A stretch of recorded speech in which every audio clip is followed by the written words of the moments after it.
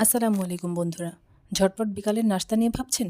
তো নিয়ে নিন 2 কাপ ময়দা, পরিমাণ মতো লবণ, 1 টেবিল চামচ পরিমাণ মতো চিনি, 3 টেবিল চামচ পরিমাণ মতো সয়াবিন তেল। এখন সমস্ত উপকরণগুলো একসাথে ভালো করে মিশিয়ে নিয়ে তারপর নরমাল টেম্পারেচারে থাকা পানি দিয়ে একটু একটু করে মেখে নিতে হবে। ভালো করে মেখে নেওয়া হয়ে গেলে উপরে একটু তেল দিয়ে আধ ঘন্টা পর্যন্ত ঢেকে রেখে দিব। আর এই তো বন্ধুরা ফিরে এসেছে আধ ঘন্টা পর। এখন আমি এই আটাটাকে 3টা লেচি কেটে নিব। আমার লেচিগুলো সাইডে আর একটু রেস্টে বসে থাক। এখন আমি পুরের মিশ্রণটা রেডি করব। তো আমি নিয়ে নিয়েছি 1 কাপ পরিমাণ মতো পেঁয়াজ কুচি, পরিমাণ মতো মরিচ কুচি, 2 টেবিল চামচ চাট মশলা ও স্বাদ মতো লবণ। এবার এভাবে করে মিশ্রণটি মাঝখানে দিয়ে 4 সাইড থেকে আমি আটকে দিব। ব্যাস, আমরা এখন চলে এসেছি ফাইনাল রাউন্ডে। এবার ভাজাভুজির পালা।